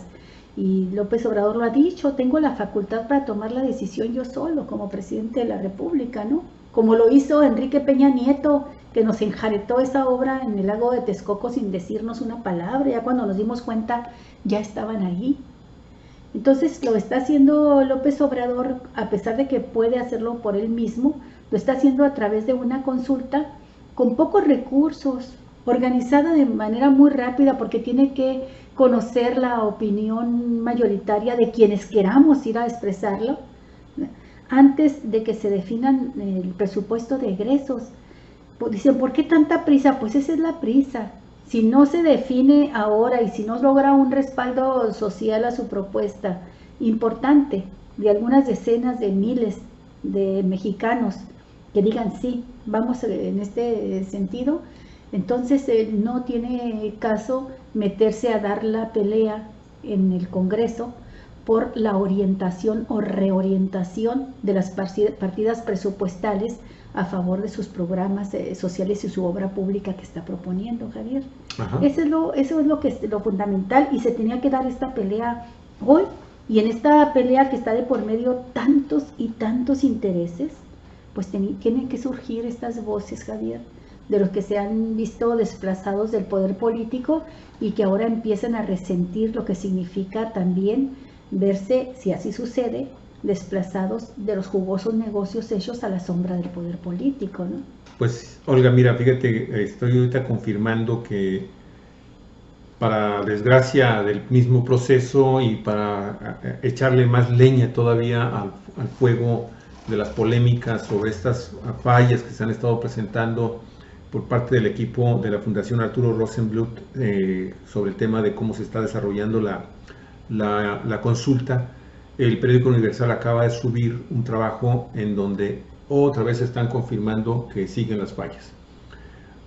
Es un trabajo de Alexis Ortiz, de Cristina Fernández, de Andrea Albestro y de Astrid Rivera, que han titulado "Continúa el voto repetido en la consulta ciudadana del nuevo aeropuerto", y están dando a conocer que por segundo día consecutivo en la consulta ciudadana sobre el nuevo aeropuerto internacional se comprobó que aún hay posibilidad de votar más de una ocasión en distintas casillas. Están mencionando el caso de la alcaldía Venustiano Carranza, allá en la Ciudad de México, en la Plaza de la Aviación y en la Plaza Cívica Benemérito de las Américas. Al menos en estos dos lugares el sistema no tenía registrado que ayer el mismo reportero del periódico Universal había emitido su voto en 3 mesas distintas de la misma alcaldía. Otra más en el Metro Portales, en la central de autobuses del norte también. Hay otra persona también está denunciando que había ya votado ayer y que hoy se presentó y que volvió a votar sin que nada le pasara. Museo Memoria de la Tolerancia, la Avenida Juárez, otro caso también de una persona que votó 5 veces, ¿no, Galicia? 5 veces. La alcaldía Gustavo Amadero, también a otra persona en el Deportivo Las Galeanas, también se permitió volver a votar a otro reportero del periódico Universal. Esto viene a darle al traste a esta declaración que hizo hoy por la mañana Enrique Calderón Alzati, de la fundación, el presidente de la Fundación Arturo Rosenbluth, que es el que está llevando a cabo esta consulta. Nubarrones fuertes sobre el tema. Seguimos con el mismo problema, de acuerdo a esta nota que te digo, tiene como 20 minutos que acaba de subir el periódico Universal. En fin, pues vamos a estar pendientes para cómo sigue desarrollándose esto. Así es. No creo, lo más fácil de pensar es, bueno, si está fallando el sistema, la aplicación, que descarte automáticamente la coincidencia, ¿no?, de una clave de credencial de lector. Decía Calderón Alzati que fallaba por el problema de la banda, ¿no? De la banda ancha que no estaba funcionando bien o no existía. Vamos a suponer que está fallando así. Pues no sé cuánto tiempo les lleve, pero tendrían que hacer lo que Andrés Manuel reclamó en 2006, voto por voto, casilla por casilla, y entonces meterse a hacer una revisión a fondo, en el que hasta manualmente estén detectando la duplicidad de claves de lector, de manera tal que dejen nada más una clave y solamente valga un voto. Excelente propuesta de 4 vientos para este proceso de parte de Galicia Aragón. Porque van a tener que limpiarlo. Sí, claro, ¿no? Lo van a tener Ahora, que limpiar, claro. No me extraña a mí, nosotros como periodistas, no me extraña que los medios de comunicación estén mandando gente a ver si pueden demostrar que falla, ¿no?, la consulta. Me preocupa que pongan todo el énfasis en mandar a sus reporteros a eso, en lugar de estar haciendo también un trabajo de investigación sobre la importancia de que salgan decenas de miles de mexicanos porque forma parte a emitir un voto. Forma parte de su línea editorial, ¿no? Es su línea editorial. Sí, entonces, están cumpliendo con imagínese usted, nada más se la pongo en estos términos. Nunca antes en la historia de México un presidente electo había sometido una decisión tan importante que involucra más de la mitad de todo el presupuesto destinado a la inversión pública en una obra, ¿sí? Nunca lo había sometido a consideración de la opinión de los ciudadanos. Bueno, ese es un acontecimiento histórico que cualquier periodista con objetividad dice, caray, esta nación tiene tantos años de haberse constituido, tan solo como Estado mexicano, vaya, de la revolución para acá, para no ir más lejos, ¿no? ¿Verdad? Y un ejercicio democrático elemental como este no se había hecho nunca, ¿verdad? Y entonces ese acontecimiento histórico pasa desapercibido, no lo registran en sus líneas editoriales los periódicos y los jefes de información que están mandando a sus reporteros a ver cómo pueden demostrar que se puede truquear este ejercicio democrático, ¿no? No es tan difícil truquearlo porque no se cuenta con el padrón electoral, no se encuentra con las boletas a prueba de falsificaciones, no se cuenta con la tinta indeleble, no se cuenta con todos los elementos que cuenta, por ejemplo, el Instituto Nacional Electoral para unas elecciones, para elegir candidatos a cargos de elección popular. Pero pues se cuenta con la voluntad de ciudadanos que para muchos de ellos es la primera vez que participan en la instalación de una mesa, Javier, y que va a haber fallas, va a haber errores, y a mí sí se me hace muy feo que sea la orientación única de los medios de comunicación estar poniendo el dedo en truquear la votación para demostrar que se puede truquear, ¿no? De algunos medios, ¿no? Hay otros que han estado haciendo ese papel profesional que tú estás mencionando, Galicia, han estado mencionando otras cosas, han estado dando información sobre otros aspectos que son muy relevantes en torno a los antecedentes de esta obra faraónica. Aquí mismo en Cuatro Vientos hemos hecho 2 o 3 programas especiales, hemos dado información de los dos lados, sí. ¿sí?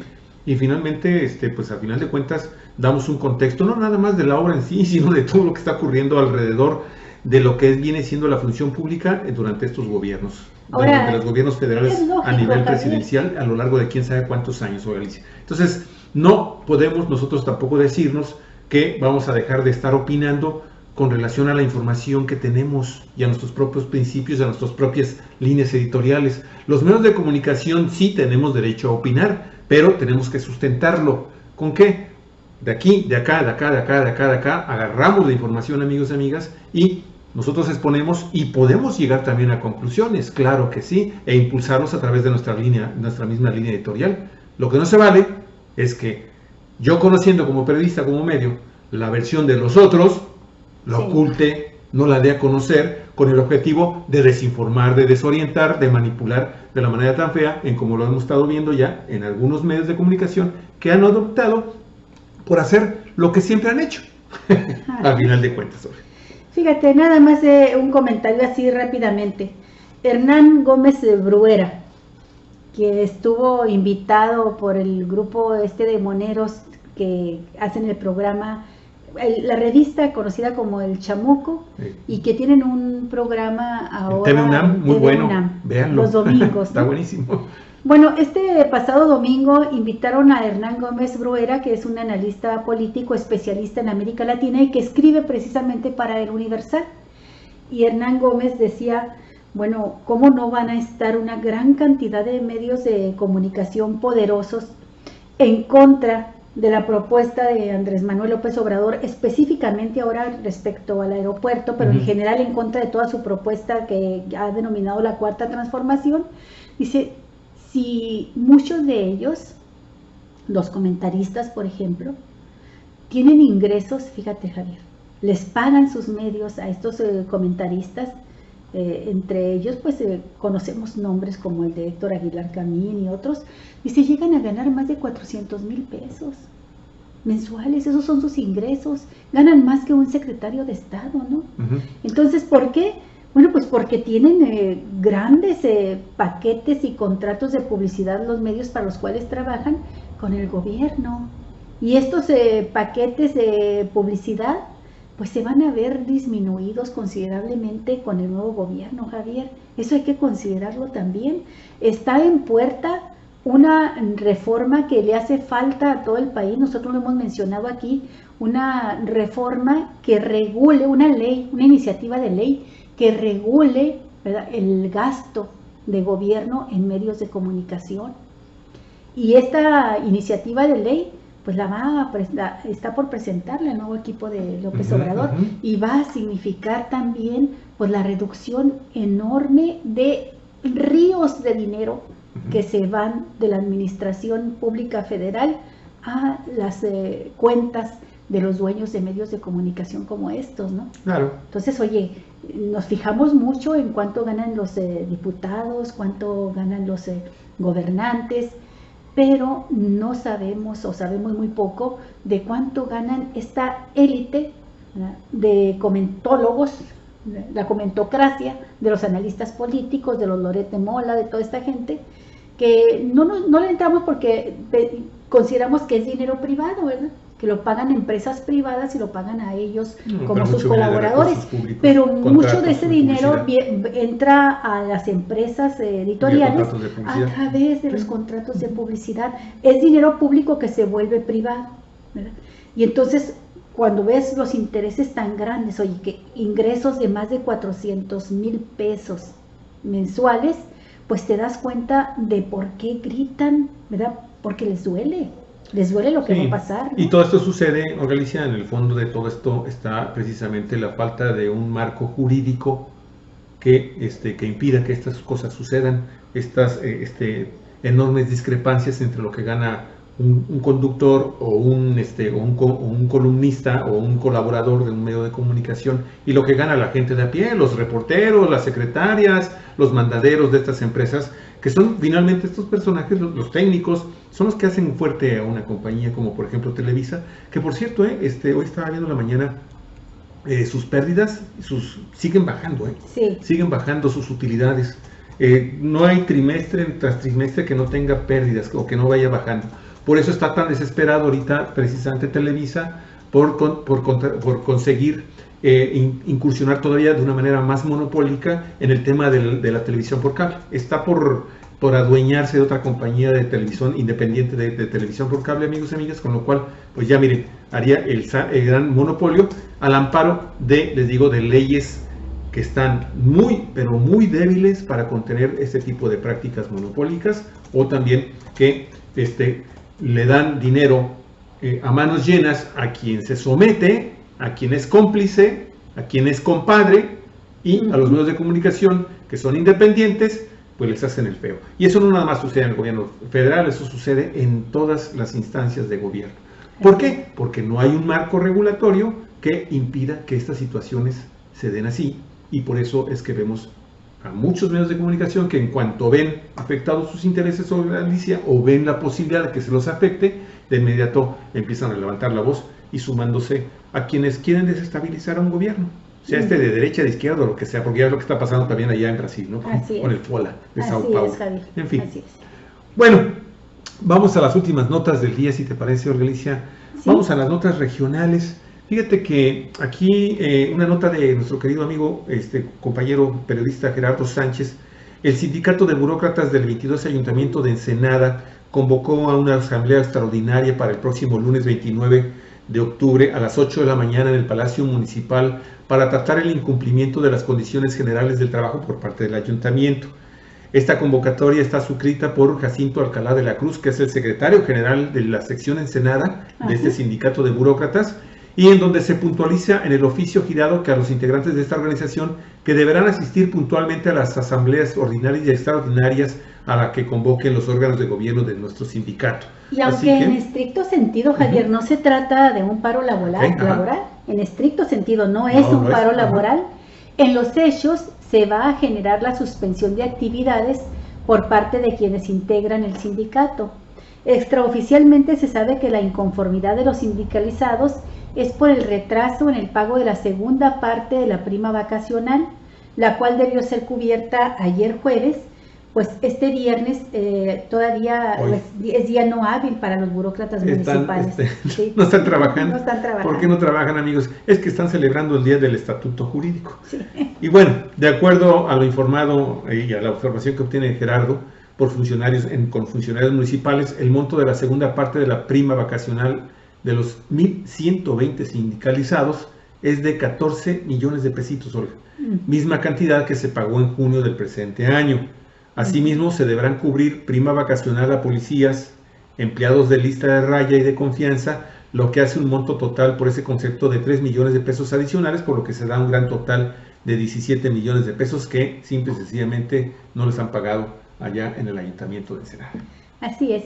Y ahora sí, Javier, a la nota, para mí la más bonita y que la dejaste al final así como postre, como cereza de pastel, ¿no?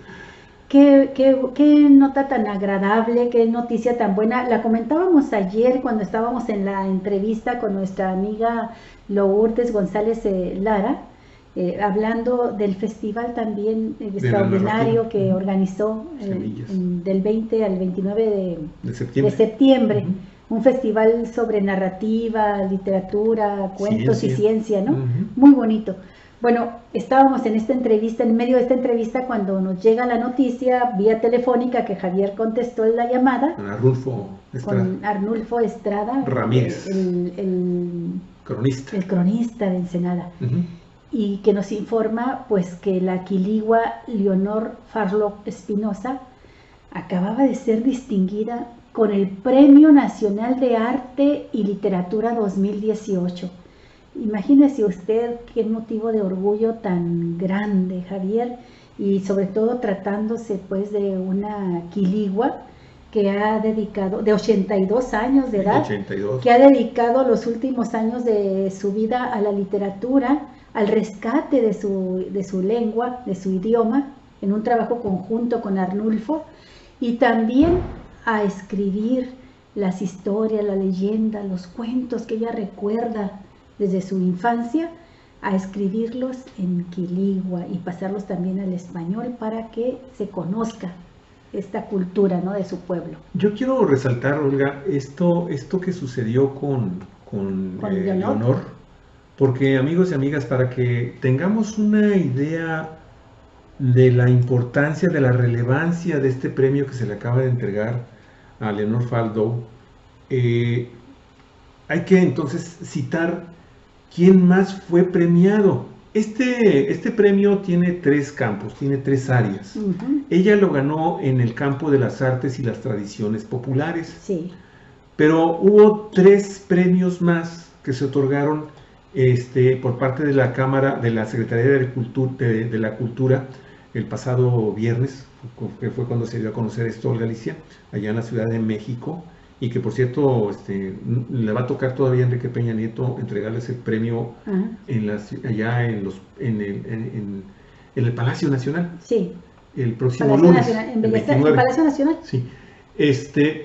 Fíjense nada más el nivel de los otros 3 ganadores, de los otros 3 premiados. Mire, Rosana Filomarino, en el campo de las bellas artes, una de las figuras más sólidas de la danza contemporánea en México. Cuenta con una trayectoria dancística ininterrumpida de 50 años, formadora de varias generaciones de bailarines, creadora de más de 70 coreografías representadas en México y en el extranjero. Otra, Angelina Muñiz Huberman, en el campo de la lingüística y la literatura, que fue reconocida por sus investigaciones en literatura hispanohebrea medieval, novela neohistórica, estudios de la mística serafadí en la literatura mexicana y por la creación del género de pseudomemorias. Y finalmente este hombre, Salomón Namat Isitón, a quien se le entrega el premio en el área de Historia, Ciencias Sociales y Filosofía. Sí. Fue colaborador del doctor Erich Fromm en la investigación sobre la psicología de la madre mexicana, Realizó destacadas investigaciones con diversos grupos étnicos de México, lo que le llevó a crear los centros de investigación étnica y a establecer la unidad del Centro de Investigación y Estudios Superiores en Antropología Social. De esa talla es el premio que se lleva Leonor. Los copremiados con Leonor. Así es.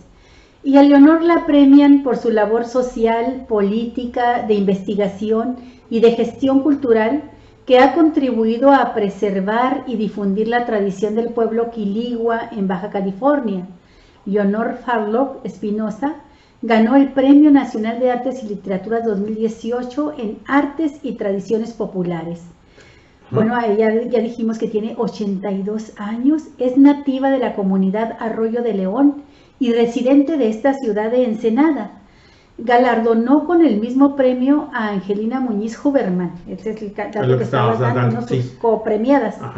Y bueno, esta mujer Farlock es quiligua, ¿sí? Sus conocimientos ancestrales son transmitidos durante generaciones y han sido fundamentales para identificar numerosas especies de flora y fauna de su región, utilizadas en tradiciones medicinales, culinarias y artesanales. También, bueno, ¿quién está diciendo esto, amigos y amigas? Pues el jurado. Y le voy a decir el jurado, amigos y amigas, el Consejo de Premiación, ¿quiénes lo integraron?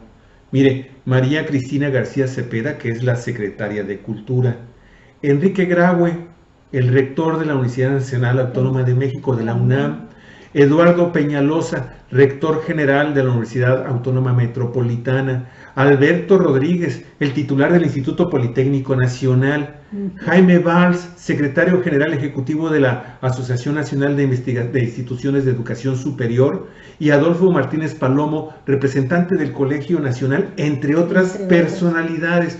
O sea, esto, amigos y amigas, el logro de Leonor, créame, de veras es impresionante, es de llamar la atención. Tú decías que, bueno, en algunos casos, obviamente, en la política también se mezcla. En este caso, la política social se entremezcla. Sí, los criterios de premiación, ¿no? Para poder dar entrada también a personajes como Leonor Farlock, que no tienen los títulos académicos, no tienen las investigaciones académicas de otros grandes personajes que son premiados, pero que tienen un trabajo muy importante como indígenas, ¿verdad? Muchas veces forjándose con muchas dificultades en su propia capacitación, su propio crecimiento intelectual, y que hace un aporte inestimable para su comunidad. Y eso es lo que toma en cuenta también el jurado, Javier, porque de otra manera no tendrían cabida nunca, ¿no?, estos personajes. Claro. Y en el caso de Leonor Farlock, el jurado considera que ella ha recuperado las tradiciones de sus antepasados y les ha aportado un toque innovador. Y bueno, también hacen alusión a un libro que publicó Leonor Farlock sobre cantos, cuentos y juegos indígenas de Baja California. Y subrayan que colaboró con el oceanólogo Arnulfo Estrada, cronista de Ensenada, en la realización del Diccionario Práctico de la Lengua Quiligua. Pues amigos, fíjate que ahí va implícito también un reconocimiento, aunque no se le hace públicamente, a Arnulfo. Claro que Arnulfo, sí. La verdad es que Estrada, a nosotros siempre lo hemos considerado el verdadero promotor, sí, del rescate lingüístico de los Quiligua, que es una familia, amigos y amigas, de los yumanos. Esto es importantísimo también, creo que pesa en el ánimo también del jurado, Galicia, el hecho de que estamos premiando a un integrante de un grupo étnico que está ya en la alborada, ¿no? En el eclipse, en el ocaso, perdón, esa es la palabra, en el ocaso de su existencia. Sí. Usted sabe, solamente quedan 4 hablantes de la lengua quiligua. Se han hecho intentos por rescatar, con el trabajo también de Arnulfo, para rescatar entre la población infantil, ¿sí?, este rescate lingüístico que encabeza Arnulfo junto con Leonor y otros hablantes, que algunos de ellos ya fallecieron en Galicia, que le ayudaron a hacer este trabajo de rescate. y que bueno, yo no quería tampoco dejar de estar mencionando y de darle este reconocimiento a Arnulfo. Sí, y en cuanto a la familia que mencionas, pues es tan importante lo que dices, Javier, que el integrante más joven de la familia, Eusebio Álvarez Espinosa, ya tiene 47 años, ¿no? Así es. La matriarca, que es Leonor Farlow, pues tiene 82 años. Entonces es valiosísimo este trabajo porque son los últimos intentos ya por rescatar algo que si no lo haces se te va con la vida de estas personas que pues como todos van a morir, ¿verdad? Como todos vamos a morir. Así es. Y bueno, es lo valioso.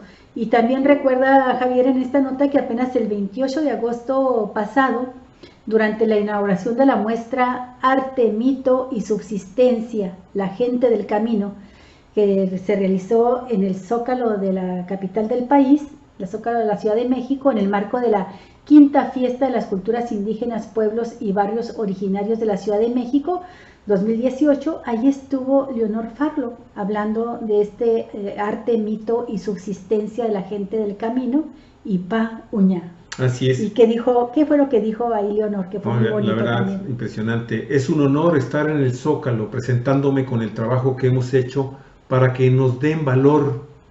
Estamos olvidados y aunque ya empieza a mencionarse nuestro nombre, todavía falta mucho. Todavía existimos en Baja California, fue su grito. Está hablando la representante de esta comunidad quiligua que cada vez disminuye más y de la que tiene nada más 5 parlantes de su idioma, ¿no? También, Leonor también lamentó que el interés por los yumanos llegara tarde, sí, porque los hablantes mayores de quiligua ya se acabaron. Queda Hipólita Higuera, los sobrinos de ella, que también son mis sobrinos, y yo. Es triste no saber qué puede pasar. Qué pena, de veras es impresionante. Y esto les digo, amigos, amigas, logramos rescatar también la cifra del Instituto Nacional de Antropología e Historia sobre el tema de qué cantidad de hablantes yumanos, de habitantes auténticamente yumanos, ¿sí? Cucapás, Quiligua, Paypáis. Fíjense que en el resumen de la verdadera cantidad de nativos puros, que nos quedan en Baja California, de los yumanos, 583 personas, ¿sí? De menos de la mitad, o sea, 203, se comunicaban de manera cotidiana, todavía en su lengua nativa, con estas variantes, de acuerdo a las familias, de acuerdo a los grupos en los que se dividió la familia yumana acá en la región de la Alta Baja California, ¿sí? Y ahí va la numeralia, amigos y amigas. 63 cumiáis, 60 paypáis, 5 quiliguas y 75 cucapás, ya lo había dicho, y esos son los que tenemos hasta el momento en los 5 municipios, en Ensenada, en Mexicali, en Tecate y en Playas de Rosarito. Así es, Javier. Pues esta es la importancia, ni más ni menos, ¿no? Qué bueno que se llevó este premio y qué orgullo para Ensenada, y ojalá y todos los bajacalifornianos logremos sentir este mismo orgullo que nos embarga ahorita en Cuatro Vientos, Javier, por el reconocimiento que merece Leonor Farlow. Qué bonito llegar a como dices tú, el ocaso de la vida con este reconocimiento nacional tan importante. Así es. Y bueno, nosotros sin duda alguna, amigos y amigas, vamos a dar la batalla para que la próxima semana, jueves o viernes de la próxima semana, esté Leonor y esté Arnulfo aquí con nosotros acompañándonos en una entrevista. Eso esperemos, amigos y amigas, que suceda dentro de poco. Y bueno, pues con esto terminamos nuestro programa el día de hoy, que es también el último de la semana. Queremos agradecerle mucho el favor de su atención, aunque bueno, disculpen, Pati Ferro, Juan Oicagua, también está con nosotros. Incertidumbre de evaluaciones. ¿Qué es esto? Dice Pati. El licenciado Juan Oicagua dice, como consulta y de prioridad es que bajen el precio de la gasolina. Eso sí que tiene interés nacional, a todos nos afecta, nos estamos perdiendo en tonterías. Mejor que paguen esas obras y usen el dinero para crear y mejorar las refinerías. Saludos. Que pausen esas obras y usen el dinero para crear y mejorar las refinerías. Pues sí, Juan Oicagua, precisamente eso se trata, de liberar recursos para poder construir las refinerías, producir nuestra propia gasolina, que baje el precio de la gasolina en todo el país, en vez de estarles creando un aeropuerto de super lujo a Slim y compañía, ¿no? Joaquín Bolio, ¿qué tal? Gracias por estar con nosotros, te agradecemos mucho, igual que a Taxis Jesús Núñez, que estuvo con nosotros en el programa Hola Alicia. Queremos agradecerle mucho también a Pedro Quesada, a Leo Zavala, a Edgar Carrillo y a Norberto Estrada. Muchísimas gracias. Leo Zavala, un abrazote hasta Chihuahua. Se te quiere y se te recuerda con muchísimo cariño siempre. Oscar Villarino también. Oscar, pues mira qué buena noticia, ¿verdad? Con lo de Leonor. Muy amables. Noemí Arce Guillén también nos manda un saludo por aquí. Noemí, muchas gracias, te queremos agradecer mucho, Noemí. Gusto en saludarte. Amigos y amigas, pues nos vamos a tener que ir ya con musiquita, porque pues el programa está ya listo para irse. Como diría Porky Pig, eso es todos, amigos. Eso es todo, amigos. Y nos vamos hasta la con próxima. música. Muchísimas Vientos. gracias. Cuatro vientos. Cuatro vientos. Periodismo en red. 4B, si te ves, Javier. Qué gusto, qué gusto estar con ustedes. Hasta el próximo lunes y es una vueltecita por las actividades del Festival Otoño, Festival Cultural